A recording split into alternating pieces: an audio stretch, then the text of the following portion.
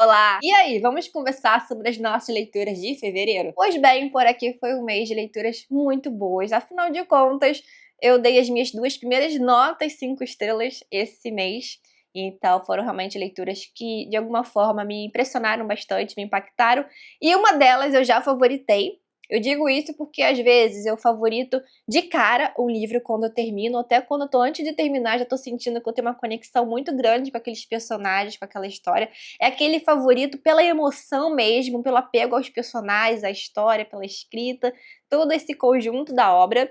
E tem aquele outro que cada vez mais que eu repasso, que eu converso, que eu panfleto, ele vai crescendo na minha nota, na minha escala. Então, ele já tá com 5 estrelas, mas eu acho que ele vai ser um favorito. Vocês também têm isso quando vão dar nota, avaliação para o livro? Enfim, tem algum livro que você fica na dúvida se é um favorito, mas você depois percebe do quanto você já falou sobre ele, que ele realmente mexeu, transformou você? Pois bem, comigo acontece bastante isso, afinal de contas, quando eu vou escrevendo no meu caderno de leituras, isso acaba que me estimula a conversar mais tempo com a obra, e aí eu tenho essas considerações. Há também o fato de, às vezes, alguns livros reduzirem um pouco aquela nota, né, depois daquele primeiro impacto. Então, por isso que eu gosto de dar um tempinho, trabalhar, escrever nas minhas ideias a respeito do livro, que eu tenho uma impressão melhor sobre isso e depois eu venho falar aqui com vocês dessa forma. Durante fevereiro, então, eu concluí 6 leituras, tá? Eu tô com outras em andamento, mas esse mês eu acabei focando principalmente na leitura em andamento do meu projeto de leitura conjunta, que é o Tagarelando sobre Clássicos, e o livro, né, que tá lendo desde janeiro, né, durante 17 semanas, é Os Miseráveis, e então eu tô focando mais nele, então acabei que a média de 400 páginas por mês, então janeiro foram 400 páginas, fevereiro também agora foram 400 páginas, enfim, tô achando maravilhoso, mas no final do vídeo eu falo mais disso com vocês, tá bom? Algo que eu achei curioso aqui das minhas leituras, que eu parei pra pensar aqui, nossa, tem umas coincidências literárias aqui, por exemplo, tem 2 obras aqui que focam no relógio como elemento principal da história, tem 2 histórias aqui que tem a mentira como uma forma de um fio condutor da história. Acontece essas coincidências literárias com vocês quando vocês olham suas últimas leituras concluídas? Pois bem, aconteceu isso comigo, então fevereiro foi um mês bem bacana. Vou começar então falando sobre Nó de Vibras, do François Mauriac. Esse aqui é um escritor ganhador do Nobel de Literatura, é um escritor francês. Ele tem uma pegada de levar princípios cristãos ao seu livro, então isso me chamou a atenção, né? Então, de forma assim, vem com aquele meu esquema que eu falo pra vocês, talvez de pirâmide literária de Covarde, talvez, que me deu vontade de ler mais livros com essa pegada, com transformação de algum personagem, de uma possível tentativa de redenção, de alguma forma assim. Eu tenho me olhado, eu tenho visto que eu tenho escolhido livros indo um pouco para esse lado, eu tenho gostado cada vez mais dessas minhas escolhas, então nessas minhas pesquisas foi aí que me apareceu o François Mauriac, que até então realmente eu não tinha lido nada, nunca tinha tido tanto interesse assim, e eu falei: "Eu quero ler muito esse livro", quando resolvi então começar com ele, Nó de Vibras, e com certeza já quero ler outras obras dele. Então esse aqui é aquele caso de um livro 5 estrelas e que eu tô quase praticamente favoritando, porque o tanto que esse livro conversou comigo. O que que nós temos aqui então? Nós temos um senhor já, né, ele é já amargurado ali, ele tá doente, então, né, acredita que não vai demorar tanto tempo de vida. Ele é casado, tem filhos, então ele tá naquele estágio mais, assim, acamado de alguma forma, e que tá meio que esperando aí, meio que a morte chegar mesmo. Só que ele é um cara ressentido, que tem muito ódio, tem muito rancor. E ele passou muito a vida olhando muito a questão do dinheiro e acredita que as pessoas só estão à sua volta pelo dinheiro. E tão louca pela morte dele, justamente assim, a esposa, os filhos, pra ficar com dinheiro, pra pegar a herança, pra herdar logo tudo. Então, o que que ele faz? Ele tá tramando um plano de vingança em que ele vai querer que a esposa, né, quando abrir ali o cofre, enfim, for pegar o testamento, se surpreenda com o que ela vai receber de herança, mas principalmente se surpreenda com uma carta que ele vai escrever. Então, isso que a gente vai ler aqui é a cabeça dessa pessoa atormentada escrevendo uma carta direcionada à esposa dele, com o intuito de se vingar dela. Então ele quer se vingar por meio também de uma ação em resolvendo patrimônio, herança, mas também pela carta em que ele vai expor sentimentos, vai confrontá-la, vai falar coisas ali para ela para magoar mesmo. Então você pensa, tudo que ele tá falando é para eu acreditar? Tem coisas que ele pode estar exagerando, tem coisas que ele só tá olhando para o outro, mas não tá olhando para si, porque é um cara já, né, no final da vida, mas revisitando coisas que aconteceram muito antes, inclusive, do casamento dele ter conhecido a esposa dele. Então, isso é um olhar de uma pessoa amargurada olhando coisas passadas. Esse livro é bem interessante, que mexe muito com o psicológico, você tá muito na mente desse narrador perturbado, né, e com esse ódio nele, esse rancor, e você fica muito naquele esquema assim, eu acredito no que ele está falando, qual o peso que ele está contando, para qual viés ele está indo, porque ele está querendo se vingar, porque tem um lado dele estar rememorando as coisas, tem outro peso quando a gente visita nossas histórias e vai contar, tem o fato ele quer se vingar e o fato dele tem ódio dele, então isso tudo pesa, então quando você vai lendo você fica muito assim, eu fiquei várias vezes assim, acho que ele tá exagerando, ou não, tô com pena desse personagem, estou com ódio desse personagem, eu fiquei mudando muito a minha relação com esses personagens, e a gente percebe que ele é um sujeito que ele nunca soube reconhecer o afeto, o amor, e com isso ele não desfruta disso, né. Então ele não consegue reconhecer quando as pessoas o têm com ele, e ele não consegue também ter afeto, desenvolver ou verbalizar isso, ou mostrar isso por meio de gestos com outras pessoas. Então ele vai contando essas histórias, vai mostrando qual foi o ponto em que ele se incomodou demais com a situação, né, que ele diz que ele é uma pessoa que ninguém olha pra ele, que ele vive no silêncio, que ele é esquecido, que tão louco pra que ele morra. Então ele tá sempre trabalhando essa ideia nesse psicológico, e você vê como que você guardar essas amarguras em você, como isso vai lhe fazendo mal. Tanto que esse título aqui no Ad Vibras é bem interessante, porque é todo esse veneno que tem, que sai dele por meio de filhos, desse sentimento, desse sentimento de ódio mesmo, desses venenos mesmo que saem dele, mas que também está em seu interior. É esse emaranhado de sentimentos que resulta então nesse nó de vibras. Inclusive tem uma passagem que fala bem sobre isso, olha: "Conheço meu coração, este nó de vibras, sufocado debaixo delas, saturado de sua peçonha. Ele continua batendo sobre aquele fervilhar, esse nó de vibras que é impossível desatar, que seria preciso cortar com faca, com espada. Não vim trazer paz, mas a espada." Então ele tá querendo, tá todo o tempo se vingar, mas vai ter aquele momento da história que você percebe que ele tem algo que está mudando, e coisas que ele vai repassando ali, vai trazendo mudanças nele. Então o caminho ali até o processo final dele, você vê, também questionamentos sobre fé sendo discutidos ali, e talvez não uma redenção, mas alguma transformação em relação a esse personagem. Esse livro é muito bom, é maravilhoso, recomendo fortemente a leitura para vocês. Ele é extremamente viciante, porque você entra na cabeça desse personagem perturbador. E me lembrou muito, um pouco, O Homem do Subsolo, do Dostoiévski, por causa dessa perturbação mesmo, de você não se identificar, mas você se sentir incomodado e ficar talvez às vezes torcendo pelo personagem de alguma forma, enfim, muito bom esse livro. Aí vem aquele livro que eu também achei maravilhoso e foi aquele que eu favoritei de cara mesmo, é o Hamnet, da Meg O'Farrell. Esse livro aqui eu li justamente para assistir ao filme, e eu ainda não assisti ao filme, estou louca para assistir, e acabo deixando para depois, enfim, tem que arrumar um tempo para assistir. Eu tenho muito isso, quero assistir a adaptação, dizem muito bem dela.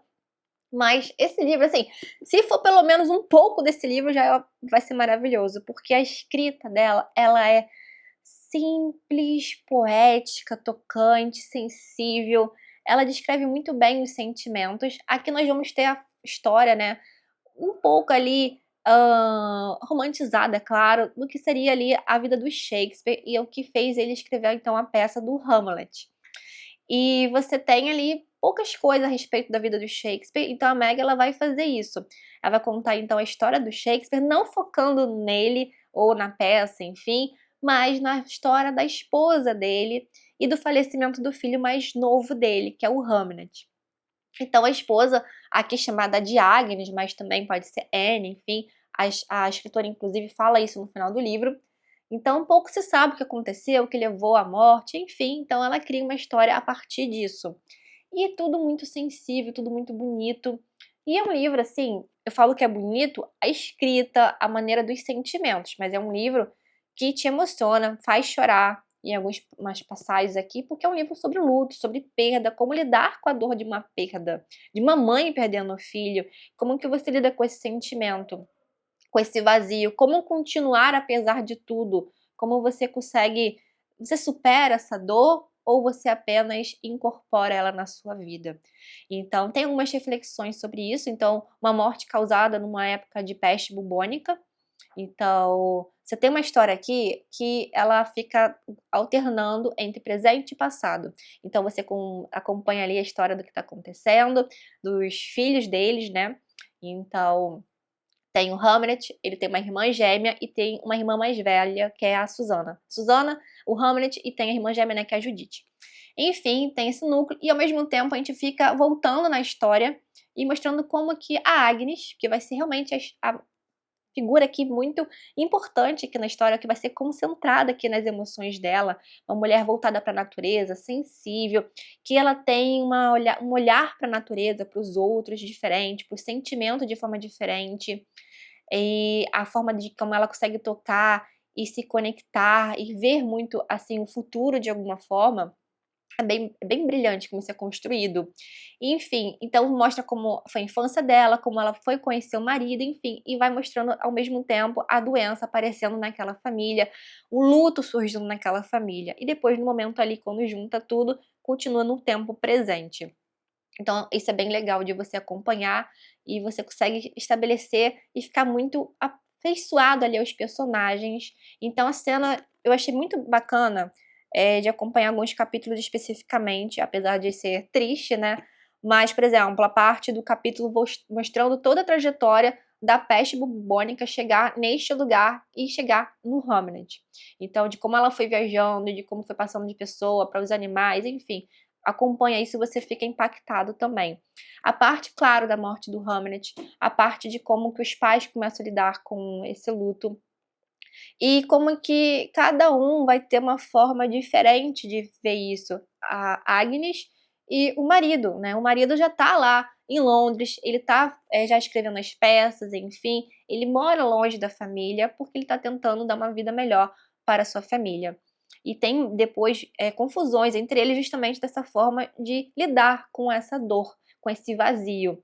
E aqui, por exemplo, tem uma parte aqui, olha. Ela faz, mais devagar, o mesmo caminho da vinda. Como é estranho percorrer as mesmas ruas, a rota ao contrário. É como escrever em cima de palavras velhas, suas pernas funcionando como uma pena, voltando sobre o mesmo texto, reescrevendo, apagando. Separações são estranhas. E, né, a maneira de que, como ela, né, isso é uma forma da Agnes contando a situação. E tem uma parte aqui que é lindíssima do texto. Hamlet, nesse palco, é duas pessoas, o jovem vivo e o pai morto. Está ao mesmo tempo vivo e morto. O marido trouxe de volta a vida, do único jeito que é capaz. Quando o fantasma fala, ela percebe que o marido, ao escrever o texto, está assumindo o papel do fantasma. Trocou de lugar com o filho. Pegou a morte do filho e a tornou sua. Pôs a si mesmo nas garras da morte, ressuscitando o menino em seu lugar. Ele fez, compreende Agnes, o que qualquer pai gostaria de fazer: trocar o sofrimento do filho pelo seu, tomar seu lugar, oferecer-se em sacrifício em prol do filho para que o menino pudesse viver. E aí até o momento aí que então temos a peça do Hamlet. Eu ainda não li, e eu fiquei assim, eu acho que eu entrei naquele meu, acho que outro esquema de pirâmide literária. Eu gosto muito do Shakespeare, sempre gostei de ler uma peça ou outra dele. E Hamlet eu não sei, eu acho que eu tenho a impressão que eu li, ou não lembro. Assim, sabe aquele livro que a gente não lembra se leu ou não leu? Enfim, eu quero muito ler então a peça do Hamlet. Tem um outro livro que tá na minha meta de como Shakespeare virou Shakespeare. É um outro livro que eu tô querendo ler. Enfim, eu tô querendo agora voltar a ler algumas peças do Shakespeare, enfim. Fiquei muito impactada realmente com essa leitura e justamente essas mensagens de como seguir apesar da dor, apesar do luto e dessa perda e dessa família. Um livro maravilhoso, muito bem escrito. Leiam com certeza essa obra, tá? E depois eu li, então, meu livro do Desafio de 12 Livros para 2026. Tem um vídeo aqui no canal se você quiser saber as minhas escolhas, que é a Ópera dos Mortos, do Altran Dourado. E esse livro foi o primeiro livro que eu li do desafio. Eu pretendo trazer para esse livro especificamente, né, para os livros desse desafio, um vídeo separado, tá? Aqui nós temos um livro bem diferente na escrita, tá? A gente tem uma decadência familiar, mas tem muita relação com esse nome que ele representa, essa ópera dos mortos. Um livro focado muito nas emoções, nos excessos, né? Como uma ópera mesmo. Então, com movimentos repetitivos, circulares, com rituais de alguma forma sendo passando de geração para geração, mas que tudo está sendo regido pelo mundo dos mortos. Não de forma fantasmagórica, mas como fosse preso ao passado. É aquelas memórias, é aquelas dores, são aquelas coisas que a gente não consegue superar, de alguma forma tem a ver com Hamlet, de alguma forma, mas de uma forma diferente, né? Porque isso aqui são pessoas, de alguma forma, que não conseguem mais viver num presente, estão presas àquele passado. Então nós temos aqui a história de Lucas Procópio. Então, ele é aquele cara que é meio temido, enfim. Aí tem o filho dele, que é o João Capistrano. Aí tem a filha dele, que é a Rosalina. O que que acontece? Quando o Lucas Procópio morre, o filho, João Capistrano, vai lá, pega um relógio, para ele e pendura. Quando o pai, quando já o João Capistrano perde a esposa, ele faz a mesma coisa. Quando o João Capistrano, né, que é o pai da Rosalina, morre, Rosalina vai lá e faz a mesma coisa. Então nós temos uma repetição de geração ali, fazendo coisas semelhantes e a questão de querer parar o tempo.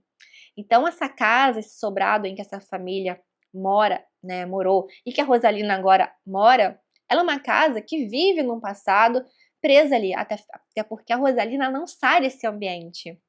Ela não tem contato com a cidade porque ela tem raiva dos moradores locais, justamente que mostram que trouxe muito ódio ao pai, que ele era uma pessoa mais bondosa, diferentemente do avô, porque teve uma traição resolvendo política, né? O pai foi para os caminhos políticos, enfim, teve traição, e ele ficou amargurado. E toda essa dor do pai, quando ele morre, meio que com o impacto silencioso a Rosalina faz ali, ela assume todo isso, como fosse essa herança emocional da sua família. Então, de uma pessoa fechada, amargurada, no passado, preso. E a casa também como esse, não só o ambiente, mas como esse personagem muito importante, como fosse um cenário dessa obra, mas como fosse um personagem também. Enfim, então nós temos pouquíssimos personagens, tem a Kikina, que é a empregada ali, que ela ouve, mas ela é muda, tá? E são personagens, assim, que têm muita simbologia. A forma como a Outrão Dourado escreve é muito interessante, cada personagem ali, cada gesto, cada ação. A gente fica no início meio estranha, né? Primeiramente porque é um livro que tem muito fluxo de consciência, mas não de forma como Virginia Woolf e tal. É diferente, mas você fica às vezes, peraí, você tem que pensar um pouco para qual personagem você tá olhando, meio que confunde as falas com o pensamento deles. Não tem marca de diálogo, enfim, então você tem que ficar meio atento a isso. E o narrador, ele é um narrador que parece ser a cidade, porque ele fala: olha, preste atenção na casa, mas olha através da casa, olha através, não só veja, olhe também, preste atenção. E na conversa com a gente dizendo assim: eu sei que você quer ação, mas olhe bem para casa, para as emoções, para essas coisas que são mais importantes. Então, faz com que a gente tenha mais calma, mais respeito, então, à narrativa nesse sentido, e tente perceber que não é para você acelerar o ritmo, é uma leitura mais realmente lenta nesse sentido. Depois a gente vai conhecer um personagem que é o Juca Passarim, né, o José Feliciano, e ele é um personagem que vai trazer aquela questão do presente. Ele diz muitas vezes que o importante é preciso olhar para frente, seguir em frente. Que se você sofre demais, chora demais uma dor, uma perda, Deus vai sentir que você está brigando com ele, com as escolhas de Deus. Tem um momento que ele fala essa frase aqui nessa história. E é muito sobre isso. Então, essa história, a gente vai acompanhando essa questão desse duelo da Rosalina mesmo, entre corpo e alma, desejo, mas também essa questão de estar presa ao passado. Então, todo esse ciclo vicioso que fica nessa história, mas tudo regido mesmo por essa questão de ser uma ópera dos mortos. Então, como que esse peso aí do passado esse peso desse pacto silencioso, o que que esses relógios parados, então uma casa com relógios parados, exceto o da cozinha, ele funciona. Então o que que isso significa? São personagens às vezes que eles estão ali naquele vão, nem no presente, nem no passado. Então ele tá sempre ali e não consegue atravessar. É muito bacana esse livro, tá? Eu não me afeiçoei aos personagens, mas achei a história muito bem construída. Depois eu acabei lendo mais dois livros de literatura brasileira, vou falar até de forma junta deles, tá? Que são duas obras de um escritor que eu gosto muito, que é o Nelson Rodrigues. Eu acabei pegando um romance dele, né, naquele estilo folhetim maravilhoso dele, devorador, e uma peça de teatro. Então eu peguei A Mentira, que foi o primeiro livro que ele escreveu com o próprio nome, né? Até então ele tinha publicado com o pseudônimo de Susana Flegg, que é, por exemplo, aquele livro que eu indico muito para vocês, naquele meu livro Livros Viciantes, para vocês lerem, que não vão desgrudar, que é O Meu Destino é Pecar, por exemplo. É maravilhoso, eu gosto muito. Um baita novelão. Aqui temos algo bem parecido e super curtinho, tá? E aqui, no caso, Beijo no Asfalto também é uma peça de teatro, no caso, tá? E muito conhecida dele. Tá, o que que tem aqui? De alguma forma, essas duas obras, essa aqui é A Mentira, eles têm a mentira de alguma forma estabelecida aqui de duas formas diferentes. Esse aqui, primeiramente, A Mentira, ela foi o condutor da história, né?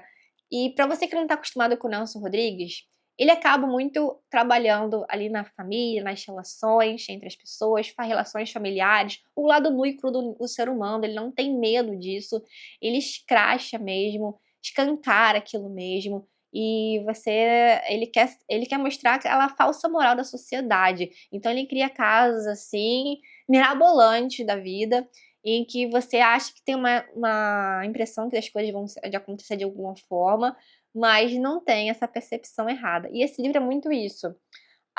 Tem uma família ali, que mora ali naquela casa, o pai, a mãe, as duas irmãs, né, da Lúcia. Lúcia é uma menina de 15 anos, tem duas irmãs, dois cunhados, enfim, tudo nessa mesma casa. A Lúcia, aos 15 anos, ela desmaia e o médico vai dizer que ela está grávida.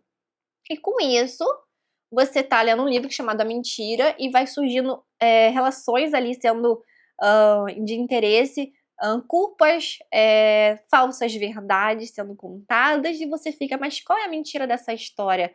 E aí você começa a tentar achar que você entendeu ali, tomou partido de alguma coisa, mas não toma uma percepção, uma decisão precipitada.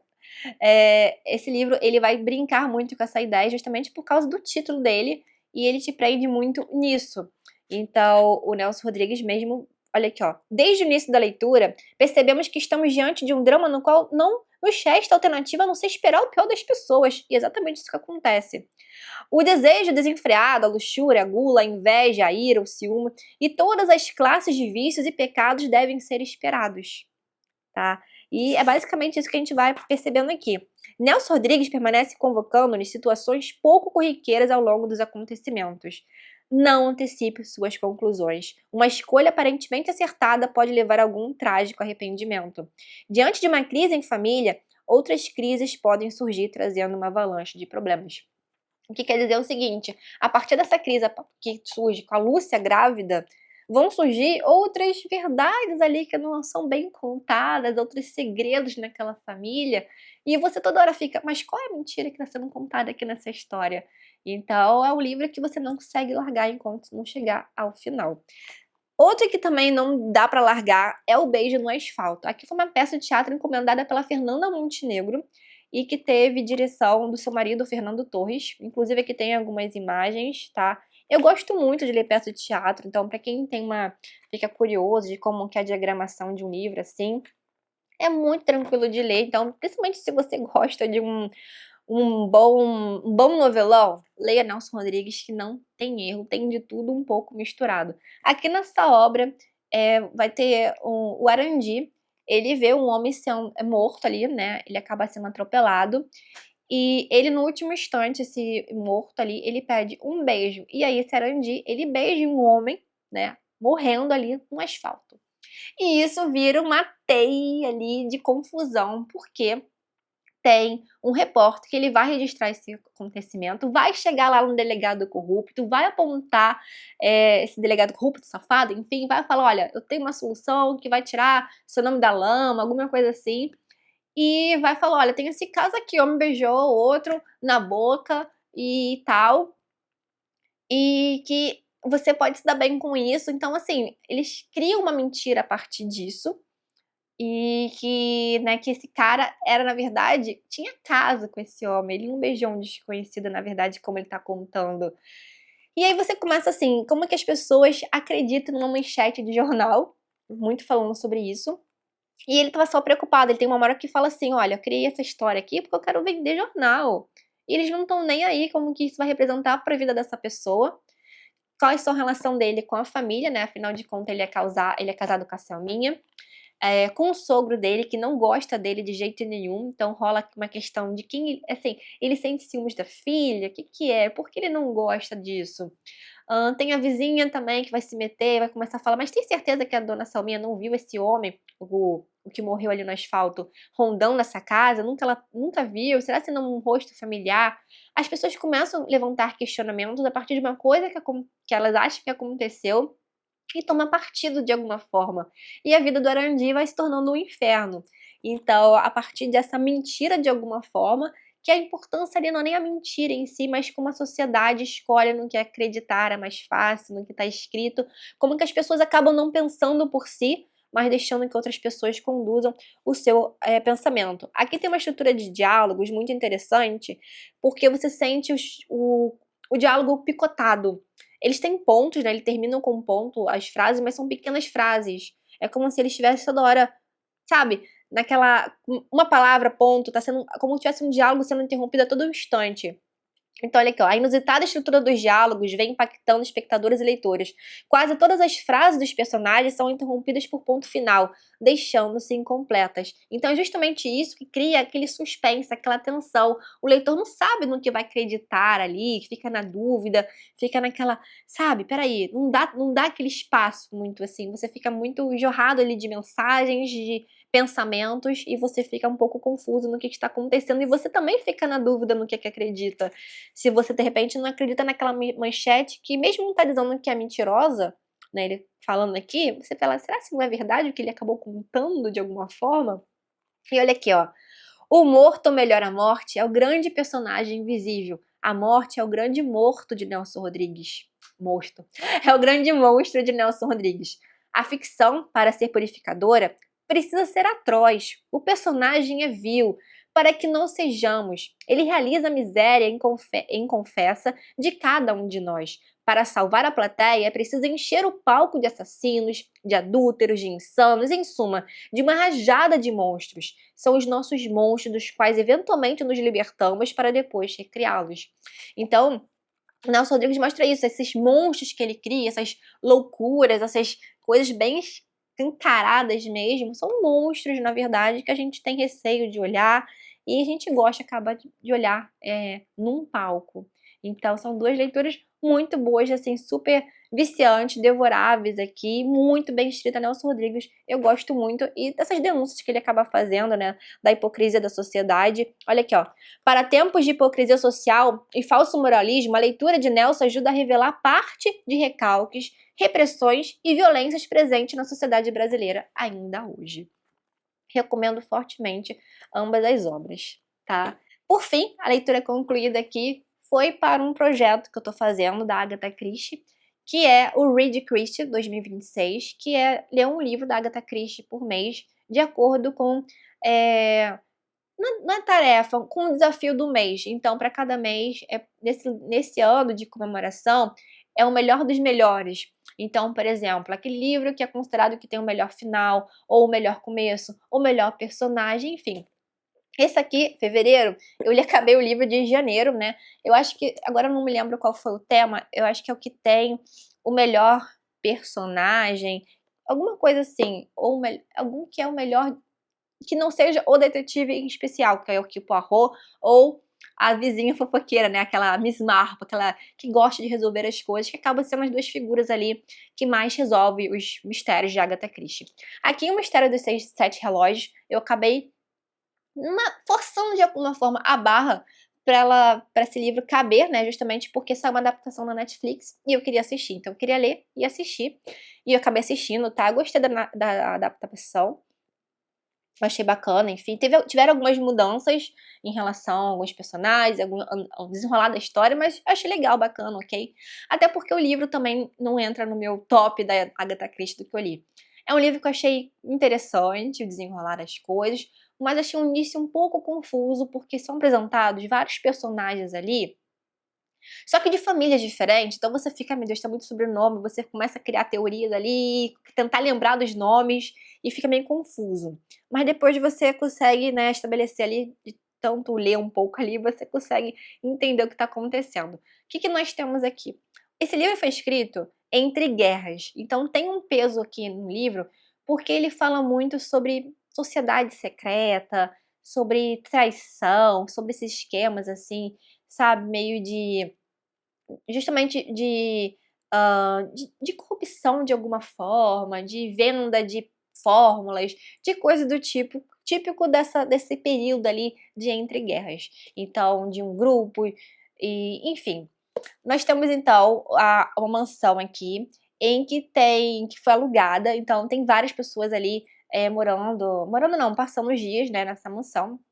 E tem um colega, né, de uns meninos ali, né, tem a Bundle, que é uma personagem muito legal na história, que vai ser a que vai investigar o que vai acontecer ali. Então ela é realmente que você fica bem, é uma mocinha ali destemida, que vai investigar por conta própria, enfim, enxerida também, mas é bem legal ela, o desenvolvimento dela na história.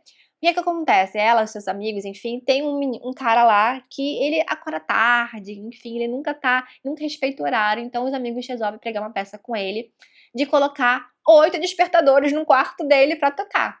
E no dia seguinte, ao tocar os 8 despertadores, como é que ele não desceu ainda? Então vamos ver, ele está morto. Então, 8 relógios, mas aqui nós temos 7, porque afinal de contas, quando chego no quarto, tem 7 relógios ali na lareira. E um foi atirado, depois vão ver pela janela. Então fica aquele mistério dos 7 relógios. A banda vai começar a investigar isso. E também vão surgindo outras teorias, outras conspirações. E aí acaba que eu achei que forçou um pouco a barra ali pro que a Agatha quis chegar ali no final. Assim, foi um livro pra mim de Agatha Christie, 3 estrelas e meia, mais ou menos, assim. Eu já li outras coisas muito mais emocionantes de Agatha Christie, mas é uma boa leitura, justamente que eu acho que o final, por mais que seja uma forçação de barra, é bem legal, você realmente fica curioso ali com o desfecho, tá? E a que está em andamento, vou falar rapidamente com vocês, porque esse livro está simplesmente maravilhoso, que é Os Miseráveis. Então eu tô com outras leituras em andamento, como David Copperfield, Leste do Éden, Thomas Mann, enfim. Só que eu não olhei tanto essas leituras esse mês, acabei priorizando mais Os Miseráveis, tá? Ele é em torno de 400 páginas, então, como eu disse no início do vídeo, esse mês. E o Victor Hugo, ele cada vez mais eu fascino. Eu li então famosa nessa passagem que é a digressão dele da Batalha de Waterloo, e, né, que é tida aqui desafiadora, uma das tidas como desafiadora, enfim, mas eu gostei muito porque eu percebo que é o seguinte, quando o Victor Hugo ele começa a falar de um personagem, ele não vai direto nesse personagem. Ele constrói toda uma ambientação, toda uma atmosfera para você entender os problemas da sociedade, o que levou esse personagem a aparecer daquela forma como ele vai aparecer. Ele te insere num contexto que ele vai descrever muito bem não só o local, mas ele te mostra depois o lugar, tipos humanos também, para depois chegar no personagem. Então, eu acho a forma como ele vai conduzindo isso muito brilhante. Fora que eu já como eu disse para vocês no vídeo passado na leitura de janeiro, que a escrita dele é extremamente sensível, poética, tocante, como que ele fica sempre mostrando ele fala também muito a questão da miséria em si, como fosse uma forma de você a partir da miséria que você vai saber a moral da pessoa, né. Porque a partir da miséria você vai ver se ela vai regenerar ou se ela vai ser realmente sucumbir, né, vai realmente mostrar quem ela é de fato. Então quando você coloca a pessoa na miséria, não que ele queira que a pessoa se torne miserável para isso, você vai descobrir a verdadeira índole da pessoa, se ela vai mudar a partir disso ou se ela vai ter uma redenção ali de alguma forma brilhante. Então, assim, as passagens aqui são maravilhosas, eu tenho outras digressões que surgiram aqui, algumas mais cansativas do que as outras, mas muito bem escritas. A Batalha de Waterloo eu achei simplesmente fabulosa, então acho que eu queria isso, era falar mais ou menos isso com vocês, caso alguém tenha receio de ler por causa das digressões. Elas têm motivos de estarem ali, elas fazem a gente refletir mais sobre todo aquele ambiente mesmo, sobre por que ter certos problemas de natureza social ali na história. Então, pessoal, essas foram as minhas leituras. Gostei muito das leituras que eu concluí, então, em fevereiro, das que eu estou em andamento. Estou gravando agora em março, estou com leituras já concluídas e que estou amando. Estou louca para conversar com vocês, atualizar vocês no próximo vídeo aí de leituras concluídas. Vocês comentam aqui se vocês já leram alguma dessas obras, o que vocês estão lendo, tá? E outra coisa muito importante, não tem aquela questão, só li um livro, li dois, só, não tem essa história. Comentem aqui se leu um conto, se leu um livro, se está concluindo ainda um livro. Não tem essa questão não, tá, gente? Eu quero conversar com vocês, trocar dicas com vocês, que eu sei que vocês pegam as minhas dicas, mas também gosto de pegar dicas com vocês, tá bom? Então, lembrando sempre, o nosso vídeo termina, mas o nosso bate-papo não. Ele continua sempre aqui nos comentários. Então, olha, um beijo enorme, tchau, tchau, e até o próximo vídeo.